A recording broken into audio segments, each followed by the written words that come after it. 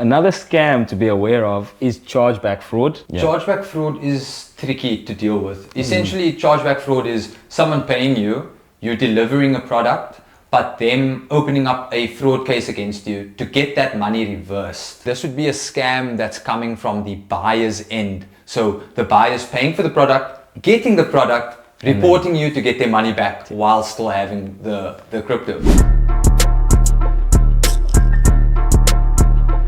I made 6K a month as a call center agent, and now I make that in a week with peer-to-peer trading. It's always quick at Quick Trader. How's it, guys? Welcome back to the Quick Trader channel. I'm Luca. Today I'm here with David and Keenan, and we're going to be speaking about scams and the different preventative measures that we can take. So, I mean, the big one that I guess I'll share is a phishing scam.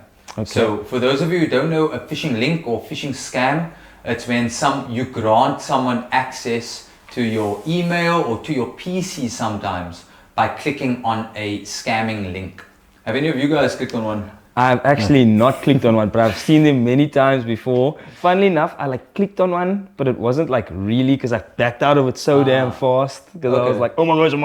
How did you know it was like a phishing link? Because I had already been warned about it before, and I wasn't really thinking. I was rushing through, and I clicked on it, and I started panicking because I immediately realized once I clicked on it. You just go check your bank account immediately. Immediately. The thing didn't even load yet.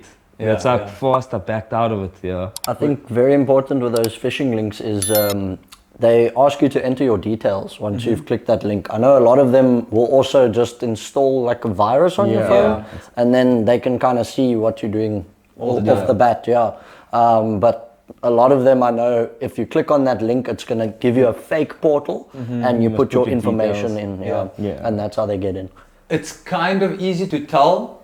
I'd suggest that when clicking on a link, just have a look at what the URL's actually saying. So like, for example, a Quick Trader hyperlink should have quicktrader.com. There shouldn't be a Q and then an underscore I. It shouldn't be anything funny like that. So when you are going to click on a link, just verify what the beginning of that URL should look like. That HTTP, what that looks like at the beginning, because that's usually an indicator whether something's a phishing link or not. It will look a little bit suspicious. It doesn't quite match up to the actual website or whatever that you are trying to use. Do you guys know that I clicked on a Yeah, you did. You mentioned you lost, tell us. you lost trading money, and it was a big. And it was quite a large sum, I think you lost. Yeah, man, and it was in my second month. So I had clicked on a link from a client, someone who I'd been working with, and he let me know that he was struggling to open trades. Okay. So he wanted to do the trade, but off platform. I see. Obviously, there's first red flag. Yes. There's first red flag. But I had looked past that, and I was just trying to help this guy out. And so he said, I need to use no one's pay. And I didn't understand that, so I was like, I don't know what that function is.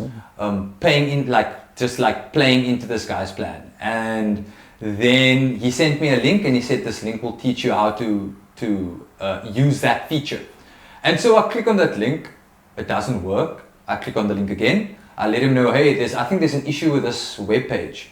And the next thing I know, I see my emails are going through to my phone, but it's being read, but not by me. And I noticed activity on my trading account that offers were being created to send to someone, and I'm not actioning any of this. And within 5 minutes, gone. Sent directly from my wallet to his friend's wallet or whatever. I had reported these guys, but the crypto was already sent off chain. So they were trying to trace the crypto, but it was already sent off chain. So these guys, when they scam you like that, they'll take your crypto, send it off chain. Yeah. So that's a phishing link scam that you guys should be aware of. So to prevent it, don't click on links. That's one of the number one rules. It's literally the first rule that I was taught. You can click on a trusted link if it's from someone like myself, Keenan, or So another scam to be aware of is chargeback fraud.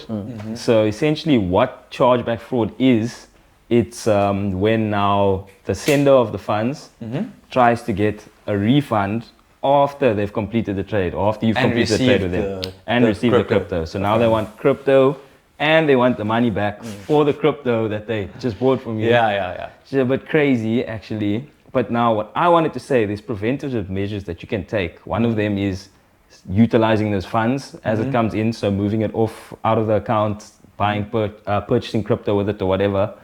But the thing is, I don't really think of it as a full preventative measure because that account can still get blocked. Chargeback fraud is tricky to deal with. Essentially, chargeback fraud is someone paying you, you're delivering a product, but them opening up a fraud case against you to get that money reversed. Right? It's a scare tactic, eh? It is a scare tactic. Yeah. And if it's not a scare tactic, often people would allow that amount to be reversed and not dispute it in order to get their account opened faster. Because a lot of the time, all of their funds are frozen Stuck in that account. It's like a because this guy business tried account, to. yeah. So this Get would be a scam that's coming from the buyer's end. So the buyer's paying for the product, getting the product, reporting you to get their money back while still having the crypto. I don't know if this has happened to you guys. That's happened to me many times before. So many times before. And it's, you know what I usually notice? It's always like a 500 or like 1,000. It's something where they're like, okay, this isn't enough for this guy to worry too much about. You'd rather just pay me and not have to deal with the whole process of unblocking the account. But they do it to multiple people, man. That's the thing. It's not just like a once-off kind of issue. I've also dealt with it, and it was for 1.5, and same thing. Sent the crypto out to the client. About an hour or two later, I get a message from my bank saying, listen here, your account's on hold. Here's your case number. And I thought to myself, for what? Like, why do I need a case number? And they ended up just saying to me, listen, contact the station and see what's going on. And then I worked it out, and I said to myself, but I released the crypto. We got all the documentation, and the person even put P2P in their payment reference to me. And ridiculous. then I'm sitting there, I phoned the guy. The guy said to me, no, listen, this person says that 1.5 was taken from them and they didn't receive any product. So I had to then go and gather all the evidence from my side, receipt, cryptographic proof of payment. You actually taught me that, the cryptographic proof of payment. And that's like, you can't forge a cryptographic proof of payment. It's like 2 pages full of just text, you know. So it references that trade being completed. And once I gave in all that information, there was a bit of a waiting period, but things got sorted out afterwards. But it's a hassle, man. Of course. It's never fun. And that moves on to the importance of now getting KYC and a proper, what's the word we're looking, paper trail for the transaction. Because another big type of scam that I'm sure you guys have encountered, but the fake proof of payments or fake payment notifications.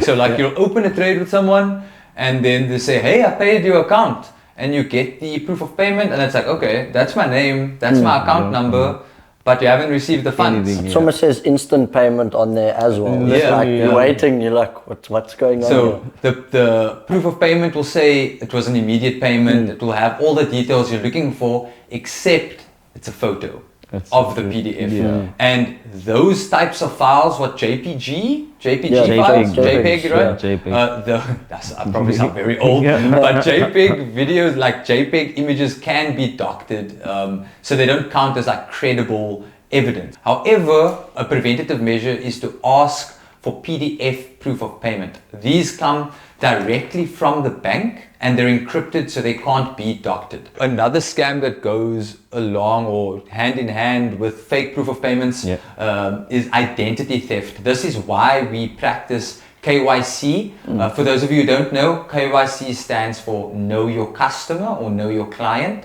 So knowing the identity of the person who paid your account is very, very important, especially for cases of identity fraud or identity theft. Has that ever happened to you guys? Yeah, I was just going to say, thankfully I've never had it like that. But like I said, I do match the ID verification on the profile to like proof of payments and things. But there has been instances where, you know, maybe someone's trading on somebody else's behalf, so on and so forth.